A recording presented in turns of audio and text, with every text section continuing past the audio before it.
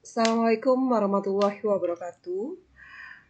Baiklah Bapak Ibu, ketemu lagi kita pada Diklat Asesmen Kompetensi Minimum bersama saya Novitalia Prindasari. Ini adalah pada pertemuan kita yang keempat. Setelah sebelumnya pada pertemuan pertama kita melakukan diskusi melalui Zoom, kemudian pertemuan kedua dan ketiga melalui Telegram dengan Pak Marjito. Kali ini kita lanjutkan untuk pengembangan soal numerasi, subtopiknya AKM numerasi Bapak Ibu ya, bersama saya Novitalia Prindasari.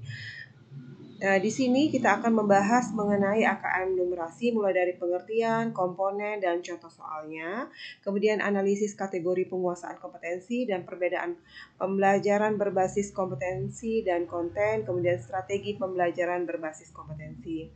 Saya ingatkan kembali Bapak Ibu bahwa yang namanya asesmen nasional itu merupakan salah satu kompetensi siswa yang akan diukur adalah kecakapan hidup abad 21 dan profil pelajar Pancasila.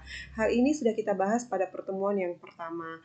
Kemudian dalam asesmen nasional itu ada bagiannya adalah asesmen kompetensi minimal atau AKM, kemudian survei karakter dan survei lingkungan belajar. Nah, kali ini kita membahas mengenai AKM. Nah, di sini bisa Bapak Ibu baca bahwa dalam asesmen numerasi yang akan kita bahas pada kesempatan kali ini ada memahami, mengaplikasikan, dan bernalar. Asesmen kompetensi numerasi sendiri merupakan kemampuan berpikir menggunakan konsep, prosedur, fakta, dan alat matematika untuk menyelesaikan masalah sehari-hari pada berbagai jenis konteks yang relevan untuk individu sebagai warga negara Indonesia dan dunia. Nah, di sini numerasi memiliki proses perkembangan yang sepadan dengan kemampuan literasi, di mana seseorang mampu memahami simbol-simbol dan angka untuk memecahkan masalah dalam kehidupannya sehari-hari. Sehingga dalam konsep ini bahwa matematika itu tidak sebatas teori saja, tapi bisa digunakan untuk menyelesaikan masalah-masalah dalam kehidupan sehari-hari. Nah, ini adalah komponen AKM numerasi. Ada konten, itu adalah bilangan, pengukuran dan geometri, data dan ketidakpastian, kemudian aljabar. Kemudian ada proses kognitifnya, pemahaman, penerapan, dan penalaran. Konteksnya personal, sosial budaya, dan saintifik. Hal ini juga sudah kita bahas dalam pertemuan Zoom ya Bapak Ibu ya, waktu pertemuan yang pertama. Nah, di sini kontennya ada numerasi, bilangan, geometri, dan pengukuran, aljabar, data, dan ketidakpastian. Sedangkan konteksnya ada 3, personal, sosial budaya, dan saintifik. Nah, ini adalah contoh dari personal, Bapak Ibu. Contoh soal dari personal, artinya konteks ini berfokus pada aktivitas seseorang, keluarganya, atau kelompoknya. Jadi jenis konteks yang dapat dianggap pribadi ini antara lain dapat meliputi hal-hal yang berkaitan dengan persiapan makanan, belanja, permainan, kesehatan pribadi, transportasi pribadi, olahraga, perjalanan, penjadwalan pribadi, dan keuangan pribadi. Contoh soalnya seperti ini. Suatu restoran pizza menawarkan pizza dengan 2 macam topping dasar, yaitu keju dan tomat. Pelanggan juga dapat memesan pizza dengan tambahan ekstra topping. Ada 4 pilihan untuk ekstra topping, yaitu daging, jamur, salami, dan zaitun. Nah, Dina ingin memesan pizza dengan 2 macam topping berbeda. Berapa banyak pilihan kombinasi topping yang bisa dipesan Dina? Ini adalah contoh dari konteks personal. Nah, di sini peserta didik memposisikan dirinya sebagai Dina. Bagaimana peserta didik memecahkan masalah? Sebenarnya konsep matematikanya adalah peluang.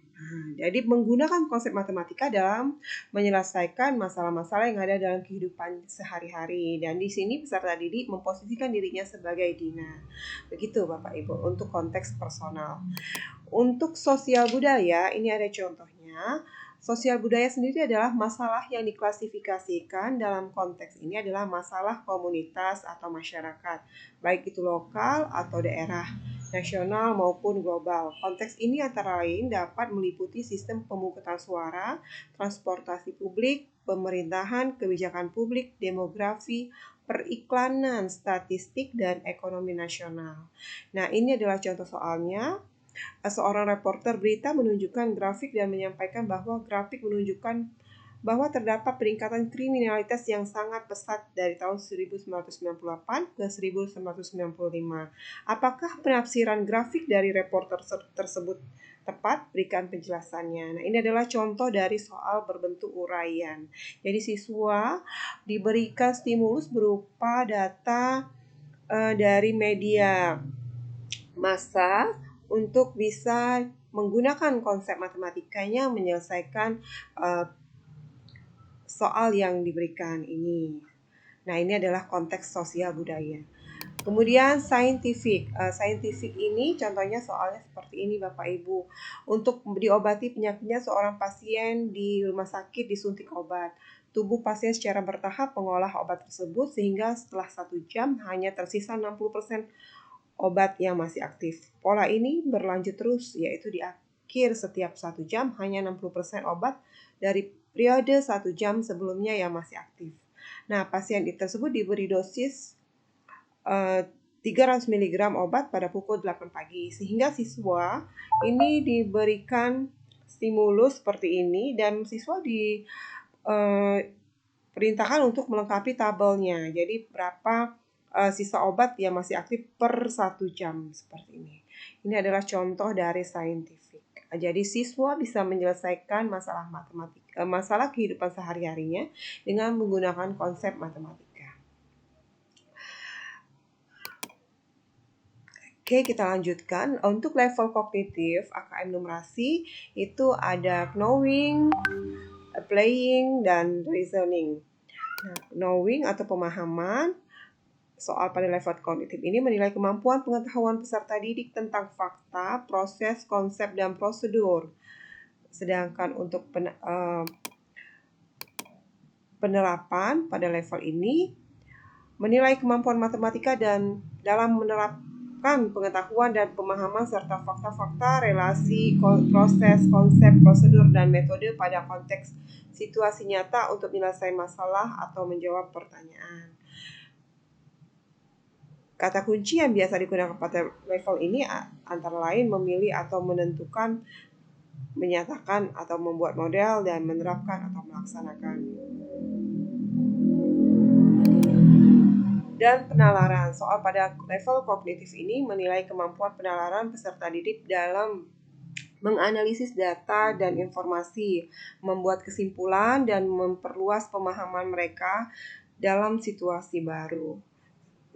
Meliputi situasi yang tidak diketahui sebelumnya atau konteks yang lebih kompleks. Nah, ini adalah level dari kognitifnya.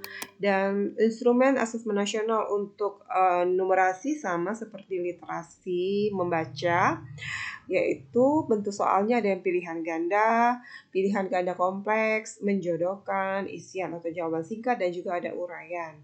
Nah, untuk stimulusnya sama seperti konsep membuat soal host bahwa stimulusnya itu bersifat edukatif, kalau diprioritaskan untuk lebih menarik, inspiratif, dan keterbaruan. Nah, ini ada penjelasannya. Sudah kita sama-sama kita diskusikan pada pertemuan yang pertama ya Bapak Ibu ya. Nah, untuk kategori kompetensi dan contoh analisisnya, ini adalah hasil dari pengelompokan